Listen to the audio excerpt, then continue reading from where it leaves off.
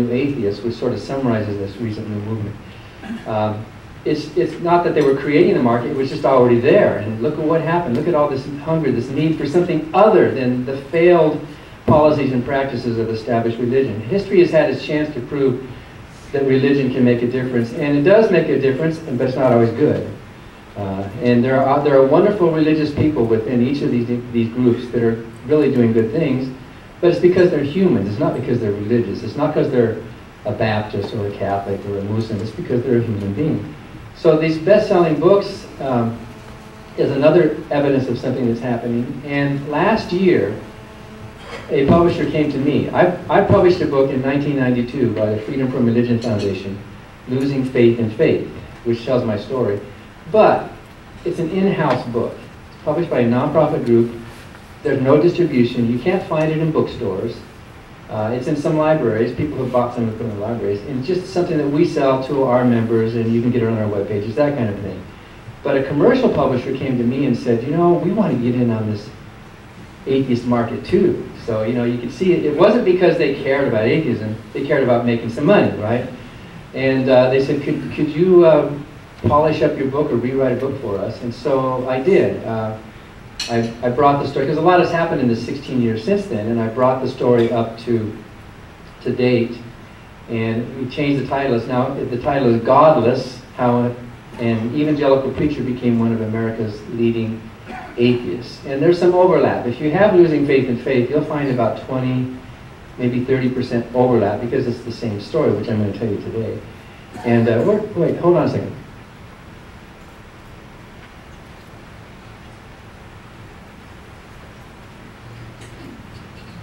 So the publisher, the commercial publishers into marketing, like, you know, they want to get books out in stores, which the difference between this and Losing Faith in Faith is that this is in stores, which is kind of interesting.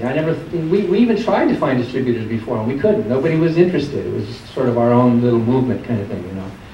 But they said, who could we get to write a foreword to it? And Richard Dawkins agreed to write a foreword to Godless, which was very gracious, because he was very busy working on his book, The Greatest Show on Earth. You know, he has a new book out now, The Evidence for Evolution. And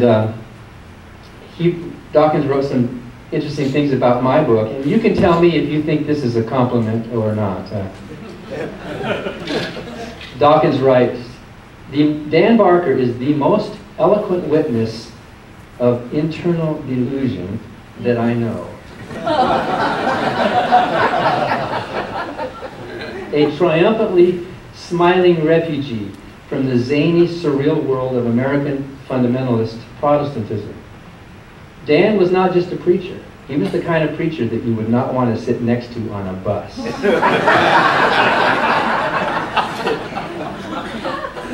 He was the kind of preacher who would march up to perfect strangers in the street and ask them if they were saved. The kind of doorstepper on whom you might be tempted to set the dogs. Dan knows deeply what it is like to be a wingnut. Doesn't that sound like Dawkins? A faith head, a fully paid up nut job, an all singing, all glossolaling religious fruit bat. And you know what glossolaling is? Do some of you not know what it is? Speaking in tongues, yeah. I used to do that. In fact, I can still do it. I can still speak in tongues, even today, as an atheist, and it feels great, I have to tell you. It really does. There's something, and I can, when I speak in tongues and pray what I think, you know, I thought was the Holy Spirit, I get goosebumps. Suddenly my mind goes into this peace that passes understanding, and I feel this kind of parent figure right up here, comforting. It's an incredible thing. I think it happens in all religions. Have you ever seen the face of the Hare Krishnas when they must be tapping into this part of our brain that's, it's not transcendent, of course, but it's this illusion of transcendence.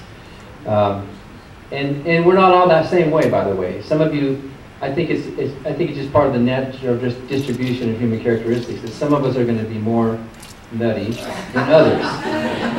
Some of you don't know what the heck I'm talking about, right?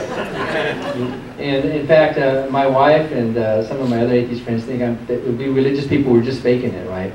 You were just lying to yourself. Well, no, the religious experience is a real thing that happens in the brain. It really does happen. Some people actually hear voices. Some people actually have visions in that. I wasn't quite that extreme, but I thought I was talking with God, and I felt that thing. And it's interesting that as an atheist, I can reproduce those feelings without even pretending that there actually is a real being out there. You know, I think it's part of our evolutionary heritage. Dawkins says, Dan can take us simultaneously laughing and appalled into that bat belfry world and even make us sympathize. I was 15 when I accepted what I thought was a call to the ministry. I was sitting in a church, Anaheim Christian Center in California, and the sermon was about going to the whole world and preach the gospel. And I thought, yes, that's me. I'd already been born again. I'd already been saved.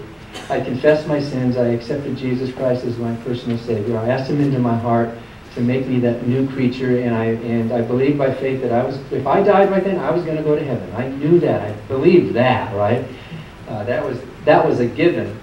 And I used to believe and preach that you don't have to have those feelings. You're just saved by faith. But I actually had the feelings too. I was just one of these people over here, you know, that has those feelings emotionally. So it was a confirmation of the faith. And boy, I tell you, when you're in that faith and you have those feelings, there's no way anyone in the world is going to talk you out of that, because it just feels so real. If you're talking to a believer who says they know God personally, be careful not to dismiss them too quickly, because they would just look back at you and say, you don't know. If you're a skeptic and you say, now you're making it up, they'll know that you just don't know. You haven't had that experience and you haven't tasted it. I bet some of you atheist, agnostic humans were raised in a religion where you did have those feelings, didn't you? Weren't there a few of you? 3, 4, 5? Okay, so you know what I'm talking about. It's very powerful, it's extremely exciting, and it can be motivating, and it motivated me to accept what I was convinced was a call to the ministry. And I thought, what a great thing for a young man to decide what to do with his future. I guess young women weren't supposed to worry about those things at that time, but young men, you know, what am I going to do with my future? I thought, I'm going to spend the rest of my life, what little is left, because Jesus is coming any minute. You know, I was convinced I might not live long enough to even go to college. Really. In fact, if you think about it, every generation of Christians has had its group who was convinced that they were in the end times. It's always happened. You know, the Millerites in the 1830s, the Jehovah's Witnesses said the world was ending in 1914. Oops. 1925. Oops. 1975. Oops. Are they still making those predictions anymore? 2012, is that what's next? Or 2011, something like that. Okay. Well, maybe this will be the one. Maybe.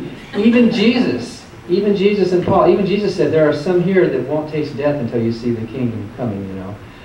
Even they thought they were living in or very near the end times. Paul talked about that stuff in his writings. So there's something about human nature that we want to feel special. Our church and our group, we are really, you know, and well, I felt that way. Jesus was coming soon, like a thief in the night. No man knows the day or the hour. So be ready. And I thought, you know, what better thing to do but live my life for God, 100%. So I became, in my own mind, an ordained preacher, although it took years later to get actually ordained by humans. And I thought, you don't have to be ordained by people, you can just go out and preach. So I started preaching at the age of 15. I carried my Bible with me to school. I started going out on evangelistic tours. I went to churches. I went down into Mexico. I took cross-country tours, all the while studying the Bible. I took my Spanish Bible to Spanish class so that I could, you know, read the Bible, so that I could go down to Mexico to try to convert all those Catholics into Christians. The arrogance of mission work, the absolute arrogance of missionizing, to think that especially we American Protestants, we have this special thing that we need to give to the world. The world needs this, right? At our convention in Seattle, Daniel Everett's going to talk about being a missionary to the Amazon, to this tribe, the Piraha. He went down there with Wycliffe and groups to try to translate. This recalcitrant tribe who never had a single convert to Christianity. He went down there, and eventually there was one convert, him. He met these people, he fell in love with them, and he said, what the heck am I doing here? They have things to teach me. And he became an atheist after talking with these people down there. It's pretty amazing, you know, this arrogance that we think we have the true religion. We have the received word, you know. The Jews think that when they go to the Holy Land. The Muslims think that. Every group thinks they have the special. Well, I thought I did. I was convinced, you know, somebody has to have the truth. It may as well be. And I was thinking, how lucky was I? I was born into the right family. in the right religion, in the right time of history. It was all like pointing right to here, and I get to be a front soldier in the army and doing his work. Boy, that's pretty amazing. It's pretty powerful motivation to think that I got to be called to go out. Well, I really was the kind of guy you would not want to sit next to on the bus.